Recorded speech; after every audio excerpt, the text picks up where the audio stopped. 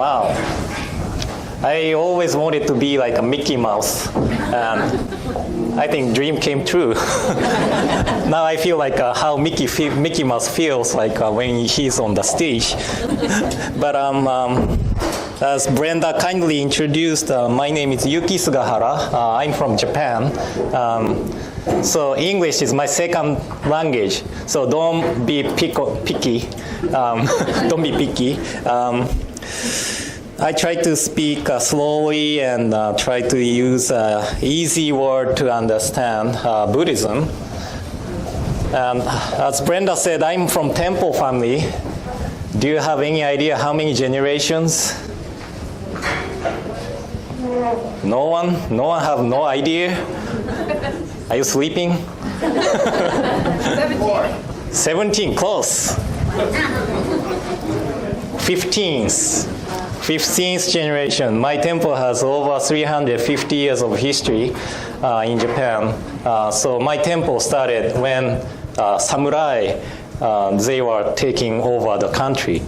So it's really interesting to know the history of my home temple too. Can I take a picture before we really start? It's really fun to see.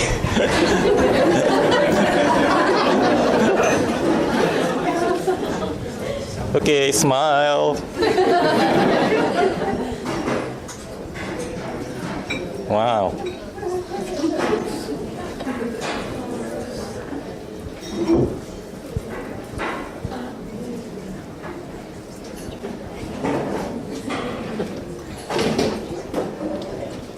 Okay. Where did you find out about the seminar or the lecture? Facebook? Oh, most of the people came through Facebook. One of the coordinator of this lecture told me over 200 people are interested in coming. No, 2,000 people are interested in coming. Registered as coming, and 2,300 is interested. Wow, amazing, isn't it? But I'm sure you want to, you came here to learn about Buddhism. But before going to what Buddhism teaching is about, I want to talk more background of Buddhism, why Buddhism occurred in India, type of thing. So historical part first, and then later I try to speak out or talk about the basic teaching of Buddhism. Okay. So today's lecture is an introduction to Buddhism, and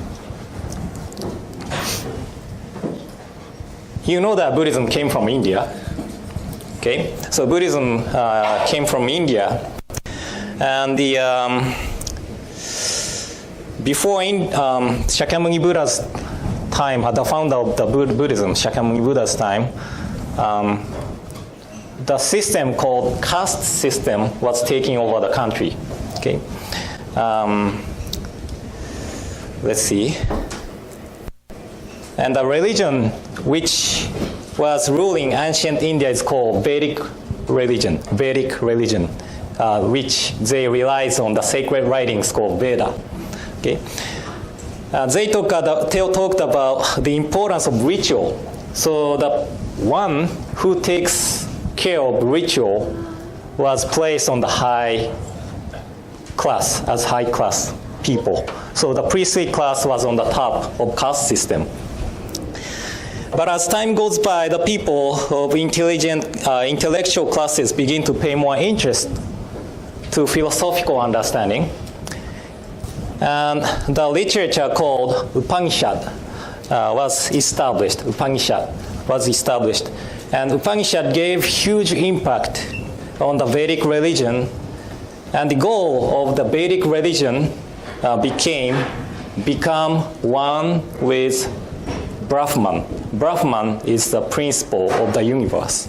So after Upanishad, the religious goal become one with Brahman, the universal principle of the universe. So the practitioners often abandoned secular life and entered into forest to meditate or practice ascetic practices to become one with Brahman. However, the religion was not open to everyone. So this is a caste system. It consists of the classes of priests, ruling class, which means like kings and warriors. Vaishya class, this is farmer, herders, merchants, and artisans. And then they had a slave class, the slave class. And the slave class people weren't allowed to go into the temple of Vedic religion. They were not allowed to study Veda. So they were kind of abandoned people from Vedic religion. So only thing they could do is to serve the other three classes and accumulate virtues to born into the other caste in next life. And since I talked about next life, I should talk about the rebirth, the idea of rebirth of India. They came up with this idea of rebirth with six realms. First one is called Deva, heavenly beings. Second one is human beings. Third one, fighting spirits. Fourth one, animal. Fifth one, hungry ghosts. And sixth one, I just had put it hell, but if I use the word hell, you might imagine the Christianity hell. But this hell is called Naraka in Sanskrit. I think it's a little different from the Christian hell. And around the time of the Buddha, that is about 500, do you know the term BCE? Before Common Era, the idea of rebirth began to appear in Upanishad. And ancient Indian people came up with the idea of these six realms. And they started to discuss whether the actions of each individuals becomes the cause or determine which realms the one is going to be born in next life. This is the idea of karma. You have heard of the word karma. And some people use the word karma as destiny or fate, but no. Karma means action. Karma means action, and which bind oneself to the results and or effect. That is karma. So karma is not the fate or destiny. Okay? So the practitioners began to think how to cut this karmic bond,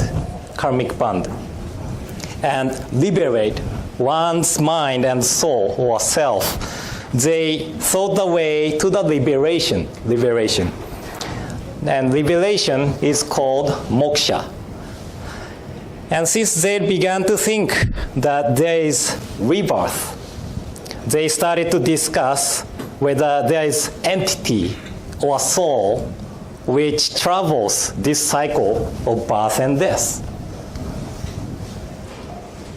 So this is a brief background before Shakyamuni Buddha's spiritual journey. I know this idea of rebirth is hard to grasp if you are raised in Western countries, but this was really common idea in ancient India. Okay, do you have any questions so far? Maybe later, okay. So now I'd like to talk about life of Shakyamuni Buddha.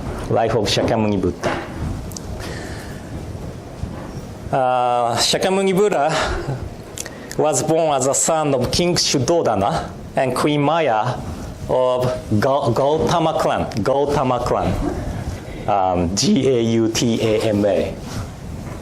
Do you know what Gautama means? No? I'm sure you don't know. The bishop of our tradition, our tradition is called Shin Buddhism, and we have an overseas district in Canada, Hawaii, United States, Brazil, and Europe. And the bishop of United States, he said, Gautama is a sacred cow. You know, in India, cow is considered a sacred animal. And Gautama actually means sacred cow, but he used different term, holy.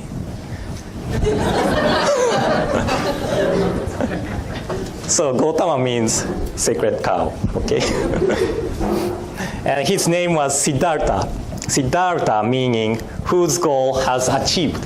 Whose goal has achieved. So his name was sacred cow whose goal he has achieved. So interesting name. And he was born at Lumbini's garden. Can you see it?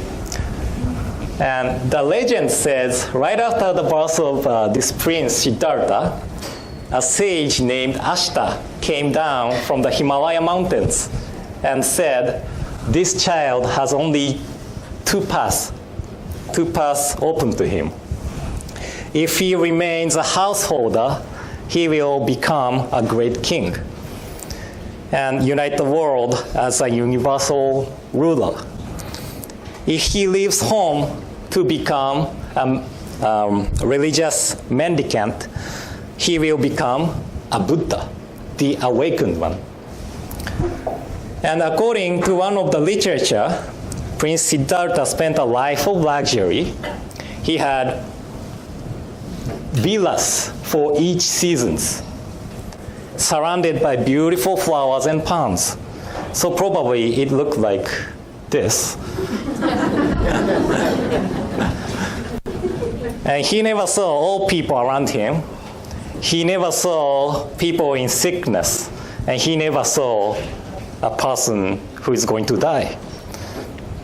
So he really had a luxury life. And he married to the beautiful lady named Yashodhara and had a son named Rafla.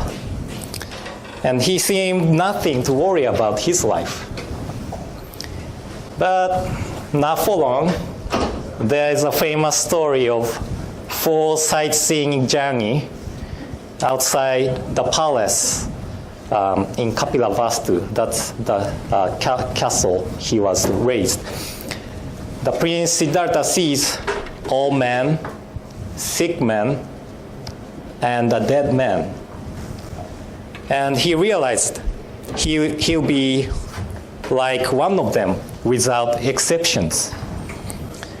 Then this truth of life started to bother him and began to think as the life of luxury is a fake.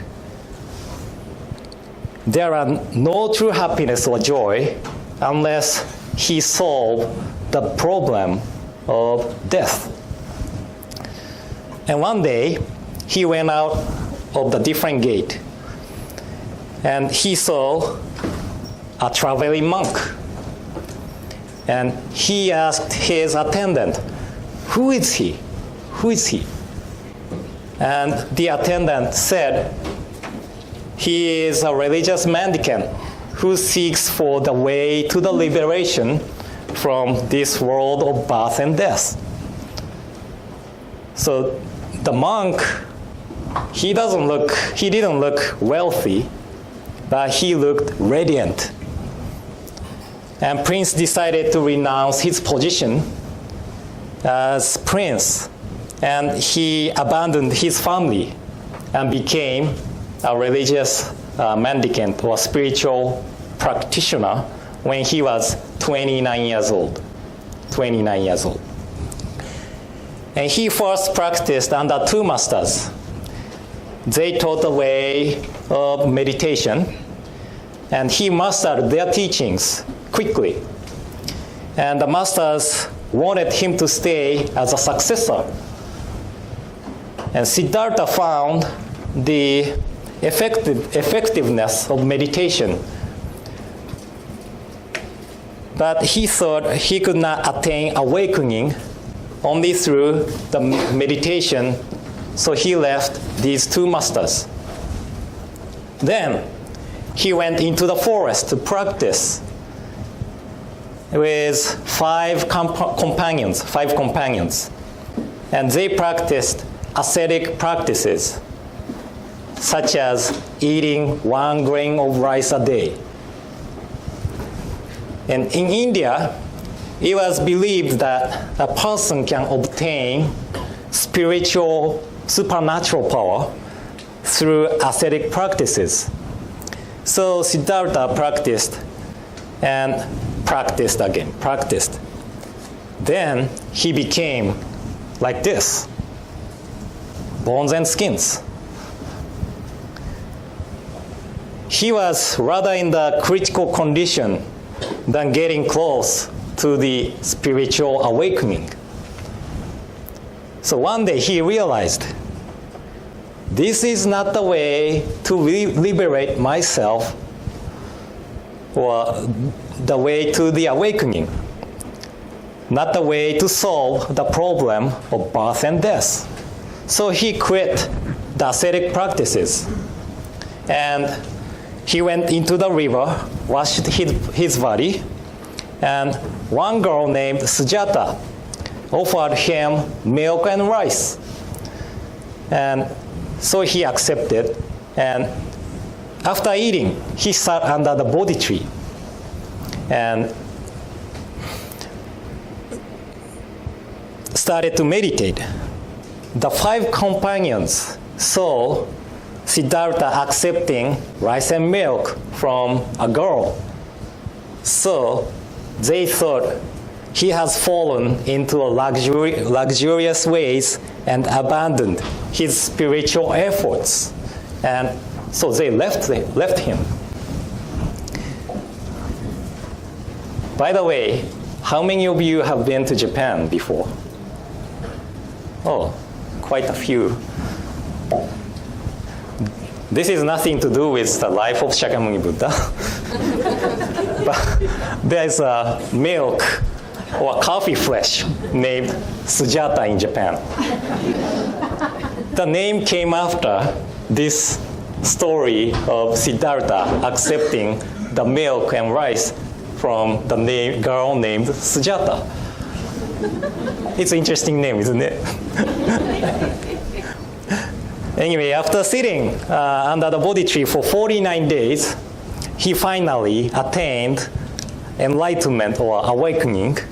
So he became Buddha, the awakened one, the awakened one. That was December 8 in our tradition, December 8, when he was 35 years old.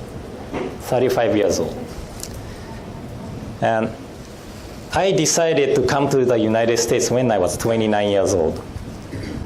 And 2 years ago, I was 35. Shakyamuni Buddha decided to leave his home when he was 29. The founder of our sect, Shinran, he decided to leave where he was practicing when he was 29 years old. And I left my country when I was 29 years old. So, and Shakyamuni Buddha, he attained enlightenment when he was 35 years old. Shinran, he was exiled to the different region of Japan when he was 35 years old.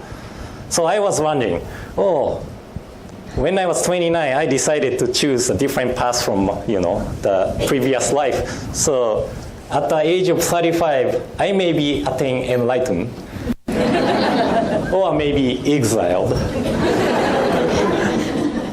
And now I'm 37. Nothing happened. Too bad. I was not a special person. But anyway, this picture, the site is called Buddha Gaya in India, where the Bodhi tree is. And we call him Shakyamuni Buddha, the Shakyamuni Buddha. Shakya is his tribe's name. Shakya is his tribe's name. And Muni means sage, sage.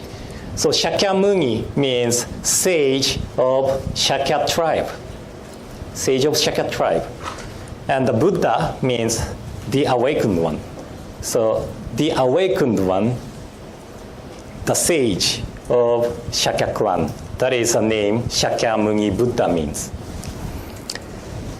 And I will talk about this later, but the Buddha attained enlightenment either by understanding the Four Noble Truths or realizing 12 links of dependent origination. And the truths that he realized through his enlightenment is called Nirvana. Nirvana. You know the band Nirvana. They took the name from this Buddhist term, Nirvana, right? Okay. And Nirvana, do you know the meaning? What the meaning of Nirvana? Nirvana literally means blow out. Blow out. When we have a fire on the candle, if we blow out, no fire on the candle, right? So cessation of the affliction, cessation of the affliction is called Nirvana. Okay? And after the attaining of enlightenment, he kept meditating for another 49 days to reconfirm the content of enlightenment. But he had begun to wonder whether he should share the teaching with people or not, because he thought what he have attained is too deep for ordinary people to understand. But after the deep consideration, he decided to share the teaching and help people toward salvation or liberation. And he decided to preach to the 5 monks who used to practice together. Okay. He thought they would be able to understand or grasp his teachings. And they were practicing at the place, this place is called Sarnath, or Deer Park in India. As they saw Shakyamuni Buddha approaching, do you remember the story of them abandoning Shakyamuni for accepting milk and rice? So they decided to ignore him because, he went to different paths and, he did a luxurious practice, so he's different from us. But as he gets closer, they prepared seat for him and waited him to come to teach them why he's so radiant. So the Buddha, Shakyamuni Buddha, taught them to avoid the 2 extremes of asceticism or luxurious living. This is called middle way or middle path. And then the 5 monks became disciple of Buddha. And here, what we call Sangha, the order of Buddhist order, Sangha, has established. And this first sermon of Shakyamuni Buddha is called Turning of the Wheel of Dharma. Turning of Wheel of Dharma. So if you come to the Buddhist temples, you see many of the wheel. That is representing the wheel of Dharma. Wheel of Dharma. And by the establishment of Sangha, here we have Buddha, the awakened one. Dharma is the teaching. And Sangha, Buddhist order. We call these 3 the 3 treasures or the three jewels. Okay? So I want you to remember these three: Buddha, Dharma, and Sangha. These are three treasures. Okay? And he taught Dharma to everyone, not only the monks. He did not discriminate the people by their caste. Do you remember the four caste system? And I told you the Vedic religion, they didn't allow slave caste to come into the temple or study Veda. But Shakyamuni Buddha, he taught teaching to every people, anybody. And he spent more than half of his life spreading the teaching, and he passed away at the age of 80 years old at the place called Kushinagara. Before he passed away, one of his disciples, Ananda, asked him who he should follow after the Buddha has gone. And the Buddha replied, "You should not think that your teachers' words have ceased and that you no longer have a teacher. Rather, you should let the Dharma and rules that I have set forth be your teacher after I have died." So in Buddhism, important thing is not to rely on the teacher, but to rely on the teaching. Okay. And this is the brief life of Shakyamuni Buddha, brief life of Shakyamuni Buddha. But there are a few important dates I want you to remember if you have pen and paper. His birthday is considered as April 8th. April 8th. This is known as Flower Festival, or Hana Matsuri in Japanese, April 8th. And second one, December 8th, the day he attained enlightenment and became a Buddha. That is known as Bodhi Day. Bodhi Day. Bodhi means enlightenment, and day, so Enlightenment Day. And February 15th. This is the day he has passed. This is called Nirvana Day. Nirvana Day. So these three, April 8th, December 8th, and February 15th. Many people know when the December 25th is. Everybody know what December 25th is. But not many people know the birthday of Shakyamuni Buddha, even in Buddhist community. That is interesting, isn't it? But April 8th is the birthday of Shakyamuni Buddha. Okay, this is the life of Shakyamuni Buddha. I don't think you have question regarding his life because he's a historical person and nothing to explain about it more, I think.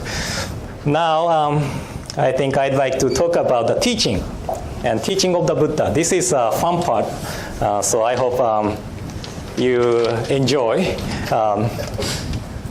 the teaching of Buddha. And the teaching of Shakyamuni Buddha was compiled as sutra. Sutra, S-U-T-R-A, S-U-T-R-A, sutra. And sutra means unchanging truth.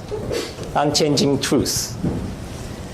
Since the teaching of Buddha teaches us the unchanging truth of our lives, it is called sutra. And sutra also means thread, like this, thread. The clothes we are wearing, it is consists of vertical thread, what is called weave. It is called weave, I think, and horizontal thread, warp, isn't it? Okay, vertical thread and horizontal thread. What is keeping the horizontal thread? That is vertical. And horizontal thread is held by vertical thread. So just like our lives are held by thread of unchanging truth. So sutra means unchanging truth of our lives. Then, do you have any idea what is the unchanging truth of our lives? Unchanging truth of our lives. We suffer. Oh, wow. First one was the answer. So, first one, the truth of suffering. And suffering, the word suffering, what do you imagine? What do you imagine from the word suffering? Pain? Sadness? Anger? Lust? So I think suffering is mistranslation. Because what he wanted to say, dukkha is a Sanskrit word, dukkha. Dukkha means unsatisfactoriness. So we don't get satisfaction. That is why we call it suffering. Does it make sense? Unsatisfactoriness? Is there a word like this? Unsatisfactoriness? Okay. The state of unsatisfactoriness. So, why we don't satisfy? Attachments. That's a great answer. Because we always want more. Yeah, we always want more. So, we don't satisfy because we attach to things, people, we attach to our emotions. We always want more and more.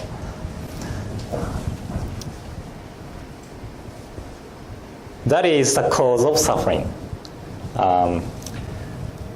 called thirstiness. I forgot the Sanskrit word, but yeah, thirstiness. When we are thirsty, we want something to drink, right? Just like that, we always want more and more, and we attach to the things. That is why we suffer unsatisfactoriness. Let's see. I'm trying to think of another example.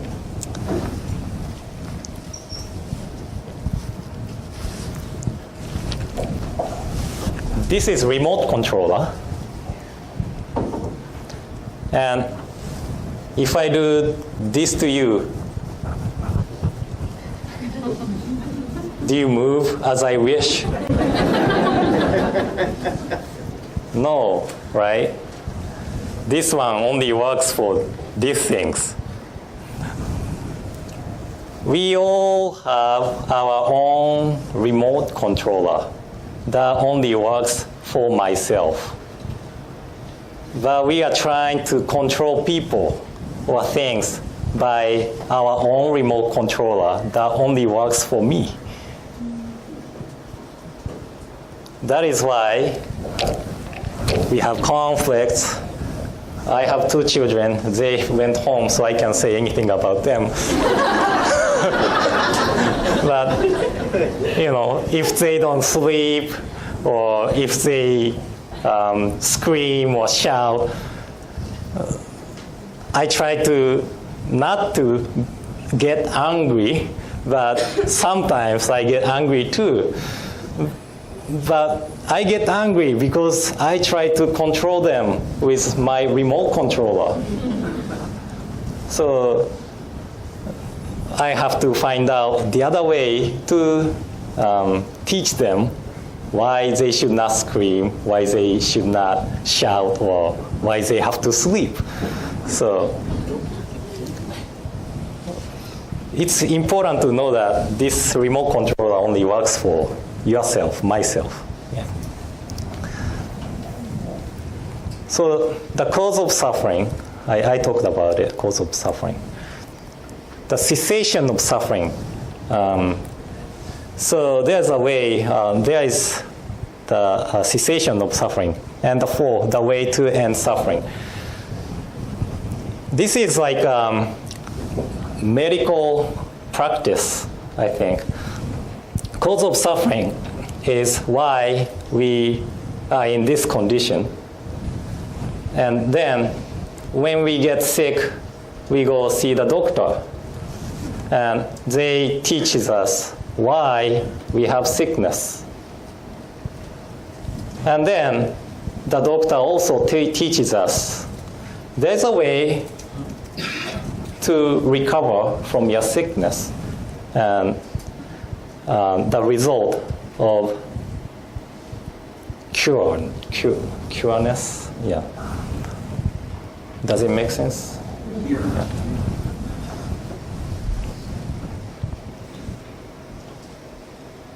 I will stick on this for a little bit more. I forgot to talk about the truth of suffering or truth of unsatisfactoriness. There is 8 types of suffering, 8 types of dukkha, unsatisfactoriness. I will write down. Oops.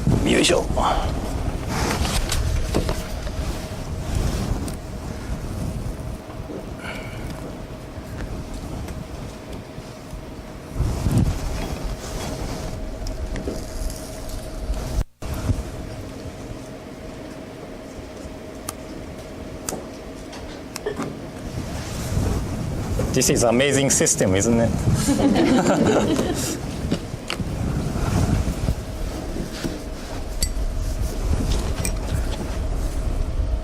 It's not up on the screen yet. Different way. No, it's not up there. Oh.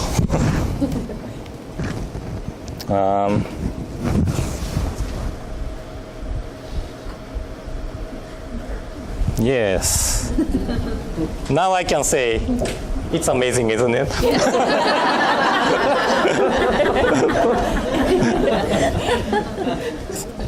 So there are 8 types of suffering. First one is birth. Then, do you have any idea what comes next?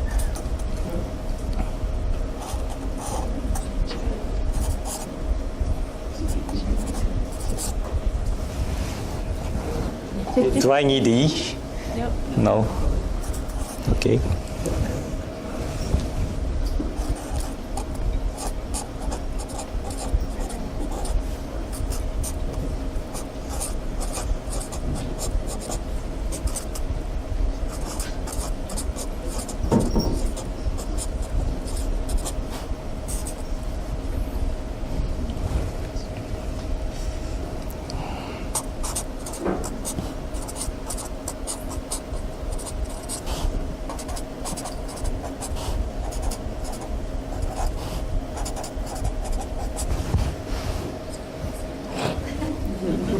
Can you see? Yep. Yeah. Birth, aging, sickness, death, separation, not getting what we want.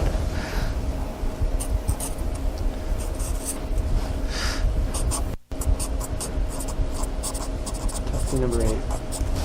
I'm writing now. Attachments to 5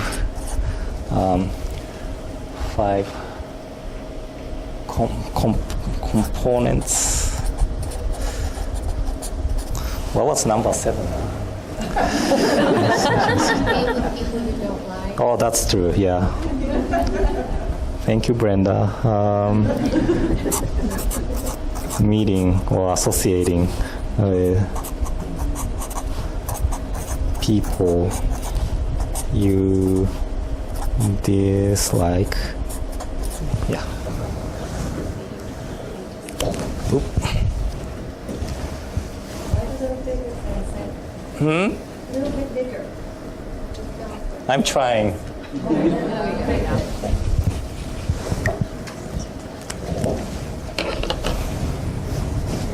So aging, it's easy to understand it's suffering, or we cannot control it. Unsatisfactoriness, we cannot control it. One day I was eating something, and after eating I brushed my teeth and I was watching the mirror and I found a white thing on here. So I thought, oh, I forgot to wipe my mouth, and I was keep wiping and still it's here, and I realized it's a white hair. It's amazing. Yeah. So aging. I wish, I could get more white thing, then it looks much better. But I only have one here, so I cannot control it. So then sickness, we don't know when we get sick. This is sad story, but one of my colleague, he was 51. He passed away because of the pancreas cancer. And when he found out, it was already stage 4. So he could do nothing about it. After he found out, he went back to Japan, and he passed away in Japan. So sickness, we cannot control. And death, as I said, we cannot decide when, how. Separation, this is too. The reason I started really interested in Buddhism is not because I was born in the temple family, but I lost my mother 16 years ago when she was 48, and it was an accident. So I could do nothing about it, but she passed away suddenly, and separation. That is most tough thing we have to experience in our lives.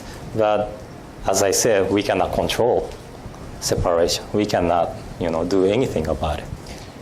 And not getting what we want. Yesterday I saw Audi R8 twice. I don't think I can afford it. But, right? Not getting what we want. That if we attach to the things, then we suffer. And meeting with people you dislike. This is a difficult one. I don't really have people dislike, but I don't know. And I work alone because I'm the minister. Of course, we have Brenda and Ed's the minister's assistant. We work together, but it doesn't mean like we always see each other at the office or something. And I never worked in the office. I don't know. If you work in the office, you may have many types of people, and you may meet the people you dislike. But is it true?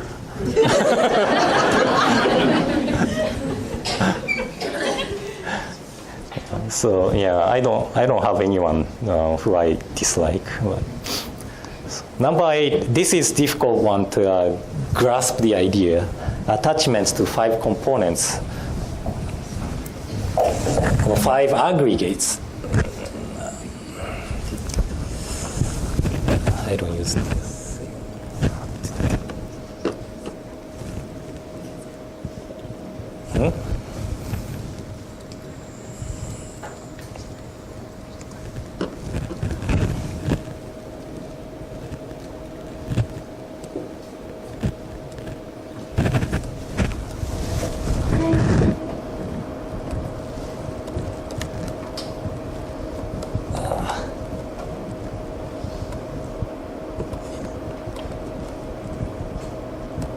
Yes. Okay.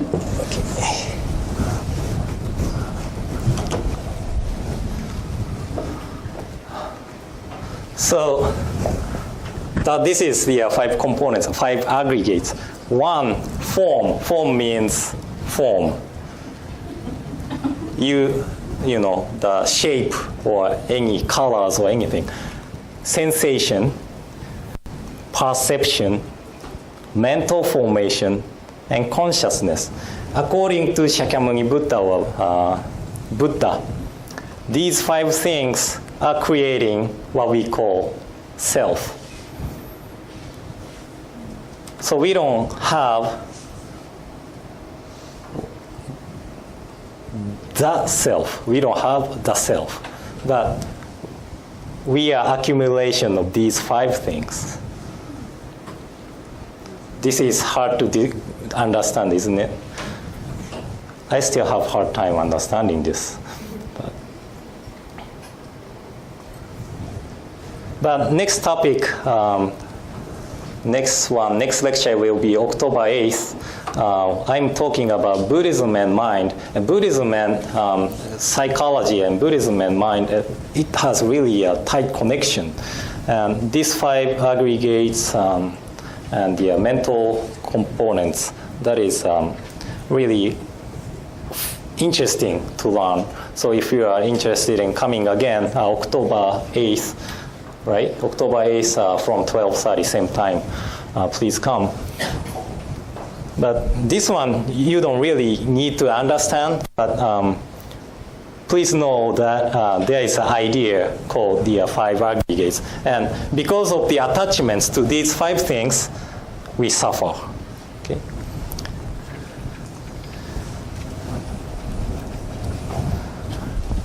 And here, the Four Noble Truths, number 4 said, the way to end suffering. The way is the Eightfold Noble Path. Eightfold Noble Path. And starts from right views, right thought, right speech, right conduct, right livelihood, right effort, right mindfulness, and right concentration. This is Eightfold Noble Path. And some people misunderstand right means doing good thing. But right means go along with the awakening. 2,000 or 35,000 something direct ancestors before my life.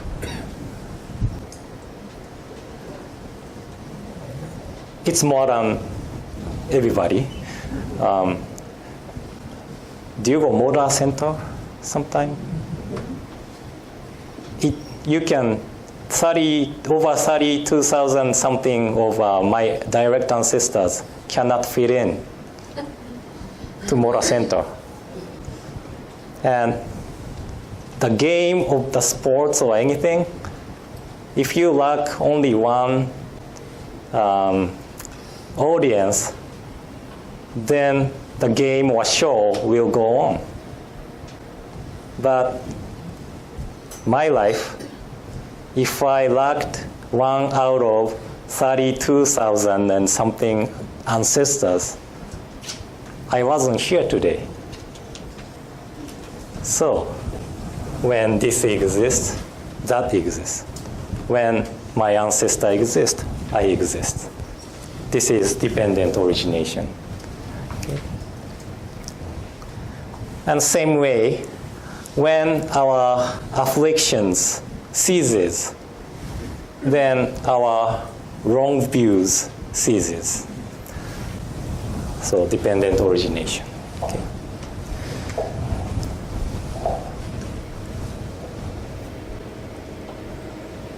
I was teaching small children today. They weren't this quiet.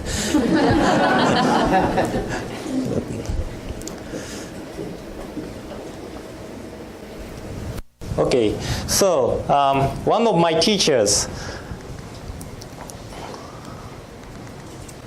Professor, he's also Reverend Ken Tanaka, he did a really interesting interpretation of the 3 marks of existence.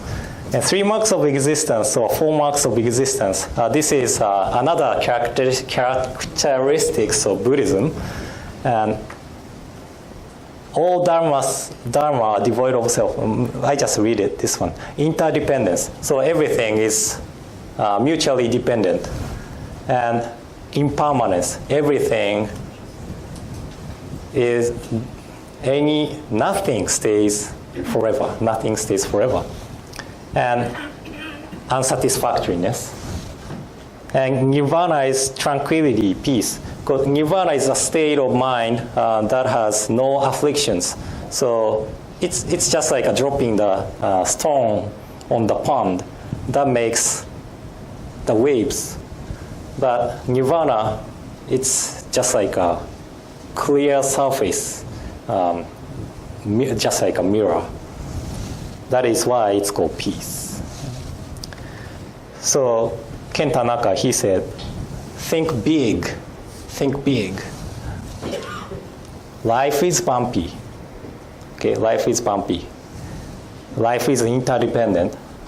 Life is impermanent. And when we understand these things, life is good. So he said, don't attach to small. Don't think small. That means life is smooth. Life is mine. Life is always, so it goes on and on. And life is lousy. So if we attach to these ideas, we see things in wrong way. So wrong views, wrong thought, wrong speech, everything will be wrong. But if we really understand these three things, life is good, that means everything we can see right. We can think right, we can try to say right. Isn't it neat? I like this. Bumpy, think big and think not small, right? So, this is what I wanted to talk about today. Because if I get too much detail into it, then it will go to a next session portion. And next session, I will talk about Buddhism and mind. And according to Shakyamuni Buddha, Shakyamuni Buddha did not left any writings. He didn't write anything. So his disciples gathered his teaching. And one of the sutra called Dhammapada, this is one of the most famous sutra. Dhammapada, according to Dhammapada, Shakyamuni Buddha said, all experience is proceeded by mind, led by mind, made by mind, speak or act with a corrupted mind, and suffering follows as the wagon wheel follows the hoof of the ox. Hoof of the ox, H-O-O-F. All experience is proceeded by mind, led by mind, made by mind, speak or act with a peaceful mind, and happiness follows like a never departing shadow. So Shakyamuni Buddha really emphasized the importance of the state of mind. So Buddhism and mind is really connected, or important thing to understand how Buddhism understood the mind, working of the mind. And there's a story of a traveling monk and a man. A man asked the traveling monk what the Buddhism teaching is about. What the Buddhism teaching is about. Then the monk replied, do good thing, do not do bad thing, and keep your mind pure. This is the teaching of the Buddha. Do not do bad thing, do good thing, and keep your mind pure. This is the teachings of Buddha. Then the man replied again, what a childish teaching the Buddhism is. Do not do bad thing and do good thing. Even kids know that. Then the traveling monk replied again,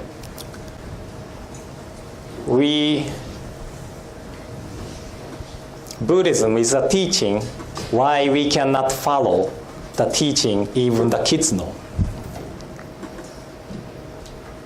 So we are trying to understand. Everybody knows that we have to do good thing, and we shouldn't do bad thing. But understanding this logic and following the teaching is totally different thing. Zen master Dogen, he said knowing and capable of doing is different thing. So next session, I want to share how Buddhism teaching understood mind. And then I want to come back to the Dogen's saying, knowing and capable of doing is totally different thing. So if you have any questions, this is time to ask you to raise a question. I try to answer it as much as possible, but as I said, English is my second language, so I sometimes maybe not able to answer it, or maybe I'm pretending not to answer it.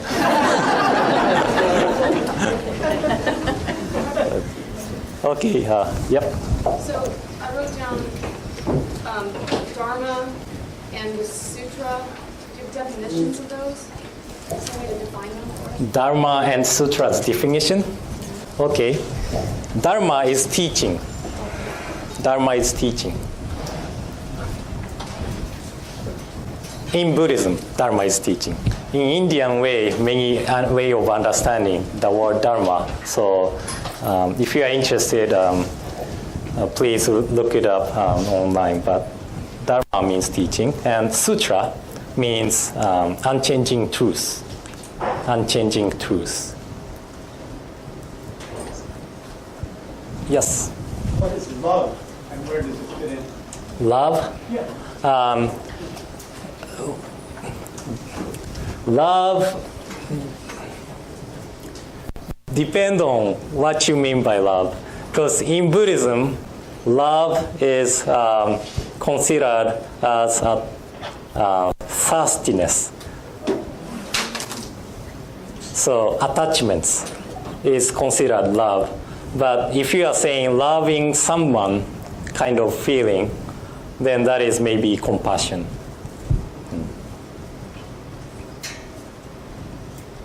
Hi. I think it was the Eight Noble Truths. You said right livelihood. What is the definition of livelihood in that?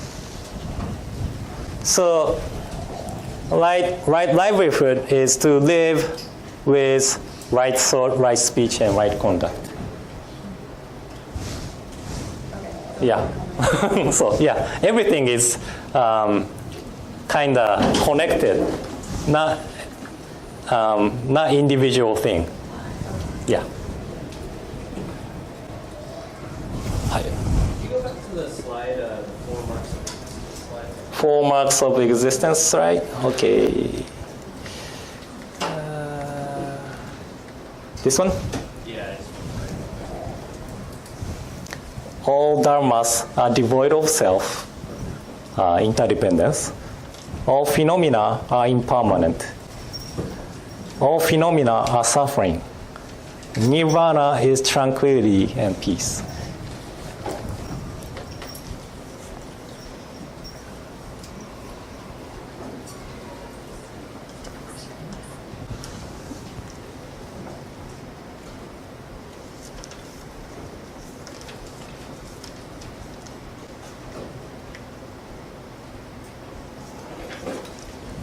Yeah. Is there any literature that you would recommend for beginners? For beginners, you mean like really the literature, like a sutra? Yeah, sutra. I think Dhammapada would be good. Dhammapada is really simple. One line or one verse consists of maybe 2 lines or 3 lines, so it's easy to remember too. One of the verses I like from Dhammapada is hatred never ends with hatred. Hatred ends only by non-hatred. This is the ancient law. So this is one of my favorite verse. Yeah. Can you spell that for us? And the mantra or what you were saying? Oh, Dhammapada? Okay. So I go back to amazing technology.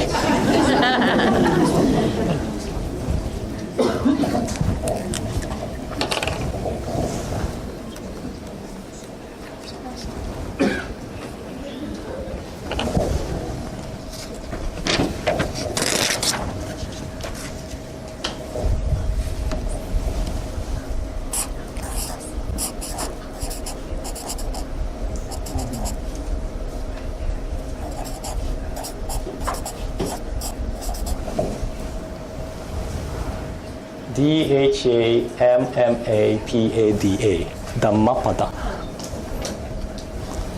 And Buddhism, we use both Pali, that's an ancient word too, often used in Sri Lankan Buddhism tradition, and Sanskrit. And Dhamma is Pali, Dhammapada is in Pali. And Dhamma, I don't know about Para, but Dhamma is same as Dharma. So this is in Pali, this is in Sanskrit. Yeah. Yep. My housemate is Buddhist, and she's from Thailand. Oh, Thailand. And so I wondered if there was a difference between Thai Buddhists and India. Okay, difference between Thai Buddhism and Japanese Buddhism may be easier. Thai Buddhism, their tradition came from Sri Lanka. So you may realize they wear orange robes, they shave heads, so they live in monastery. The Thai Buddhism, it's a monastery type of Buddhism. Japanese Buddhism, as you see, I have hair. This is much shorter than used to be. I have beard, and I wear black robe, and I have my family too, and I drink too. So, Japanese Buddhist priest and Thai monk is really different. So. Our tradition, we don't have monk. Monk, I define it as the person who live in monastery and go to receive offering from the members. And Thai Buddhism is a Buddhism like that, you know. And Japanese Buddhism, temple is often owned by families, like my home temple. So. It's not like monastery. It's family tradition kind of. Yeah. And the teaching-wise, I will talk about it at the session 3 then. Yeah. Yeah. Hi.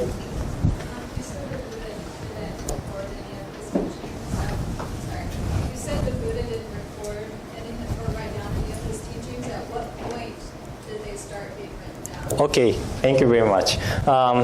Shakyamuni Buddha did not left any recording or writings, and so what point he or the Sangha collected the teaching. So after the passing of Shakyamuni Buddha, one of the disciples called Mahakashyapa, he gathered 500 monks and recited the teaching of Shakyamuni Buddha together with the people. And all the teaching started from, thus I have heard, thus I have heard. And so I heard from Shakyamuni Buddha this, and this, and they agree. If everybody agreed, it was left as Shakyamuni's original teaching.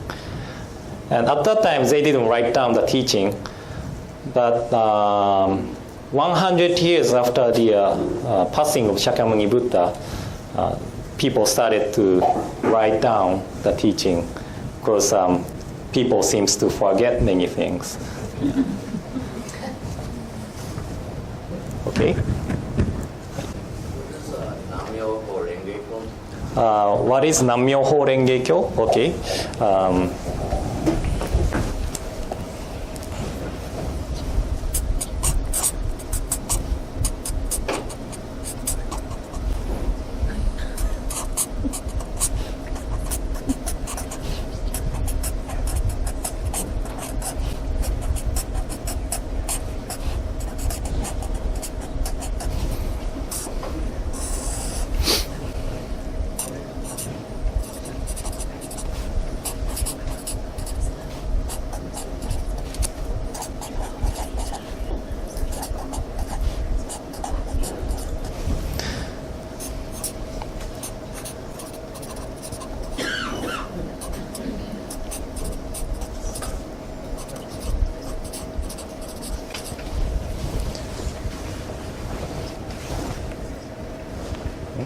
This way.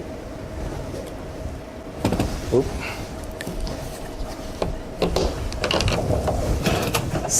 Can you see it?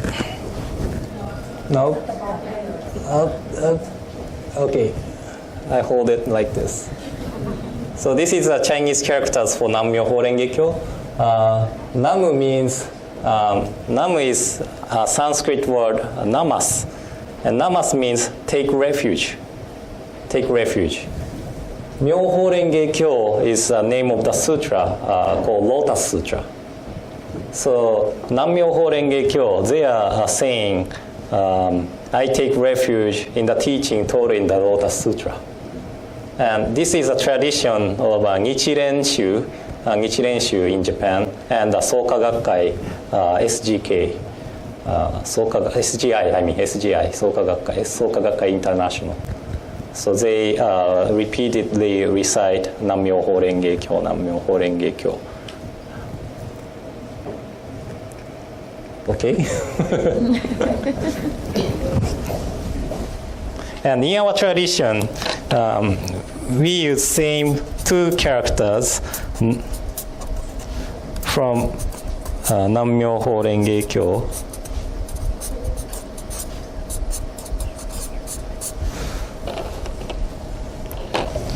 Well, we call it, we say,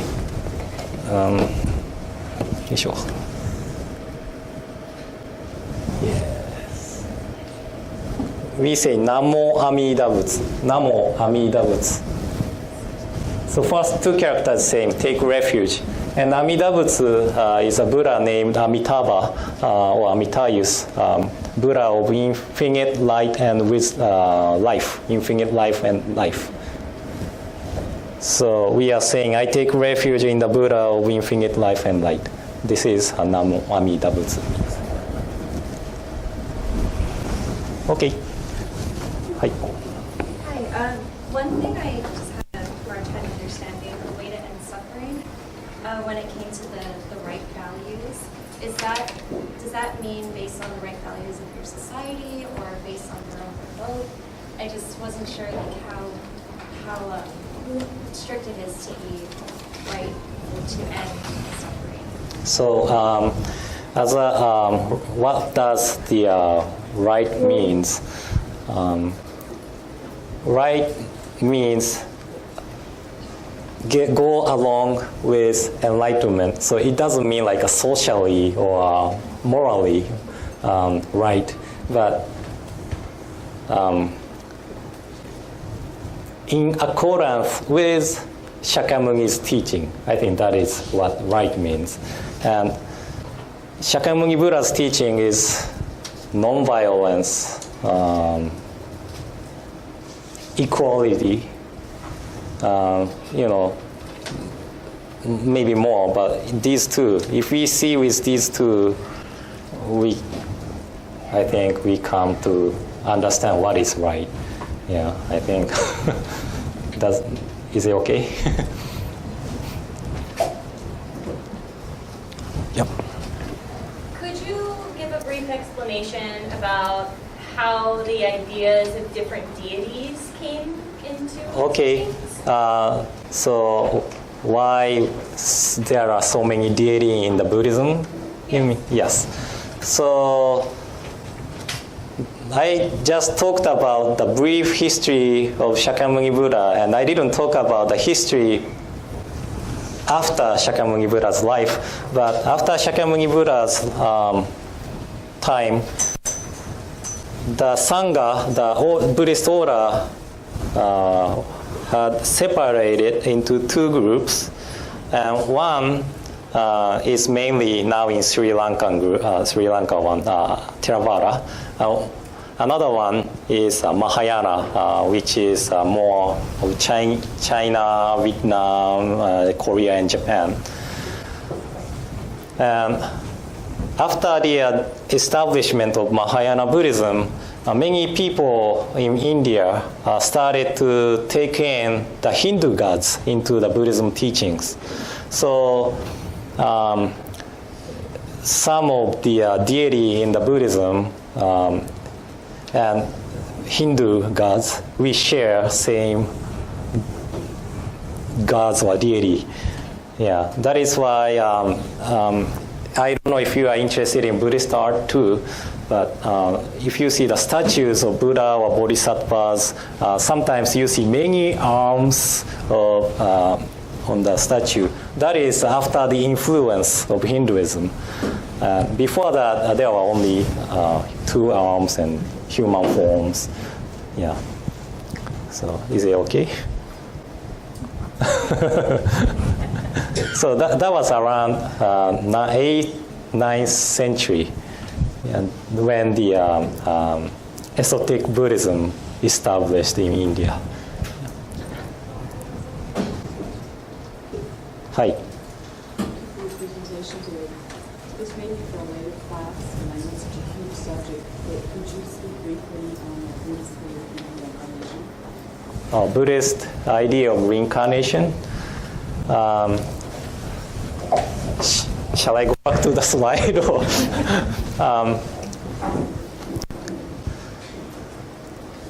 according to Indian philosophy, there are 5 or 6 realms, starting from Deva, human, fighting spirits, animal, hungry ghosts, and hell. Some people say that reincarnation is just a state of mind.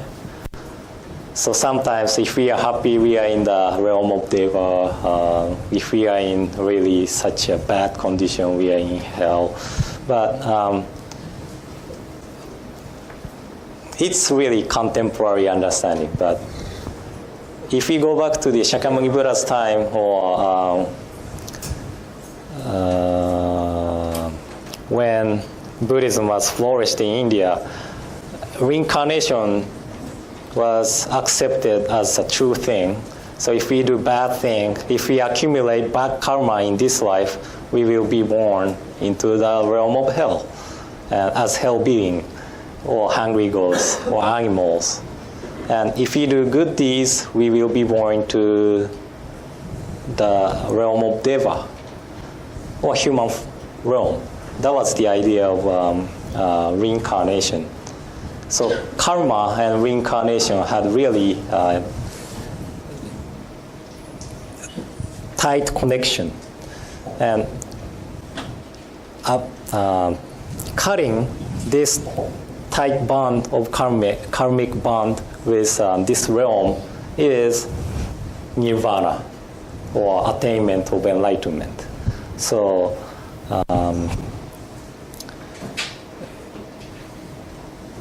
reincarnation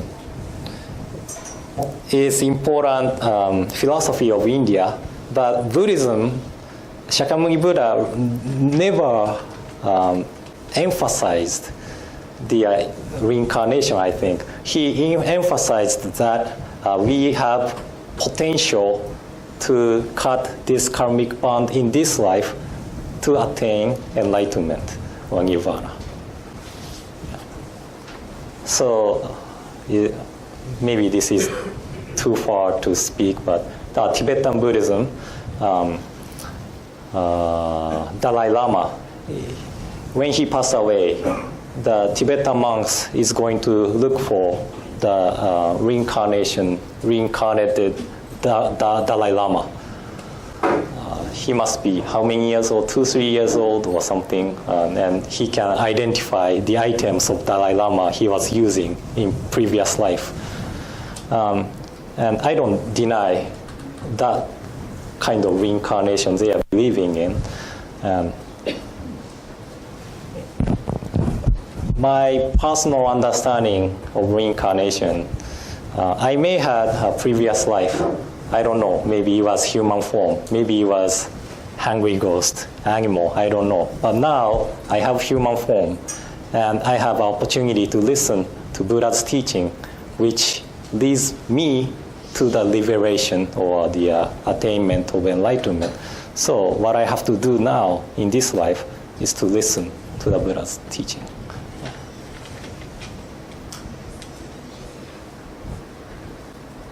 I hope I answered your question. We have a feedback form, and I apologize, not everybody got one, but we have some extras floating around here. You're welcome to leave comments, suggestions, but there's also a part of the questions that Reverend can go over and maybe possibly listen. Yeah, if you leave an email address with question, then I can answer your question through online too. So, yeah. If you didn't get a chance to sign up, I've got a couple blank boards here. If you didn't sign up already, if you want to be on an emailing list. Yeah, but sometimes if you question me one question, I will write like a thesis or something. So, yeah, be prepared.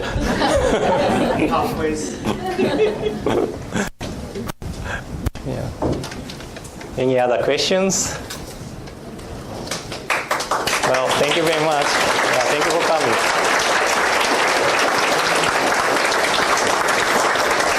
So again, next one will be October 8th from 12:30 to 2, and Buddhism and Mind. And my main study at the university was the Yogacara Buddhism. That is a representation-only theory of Mahayana Buddhism.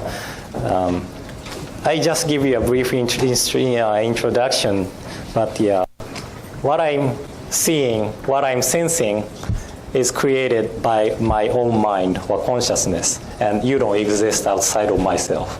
This is idea of Yogacara. If you are interested, please come back on October 8th.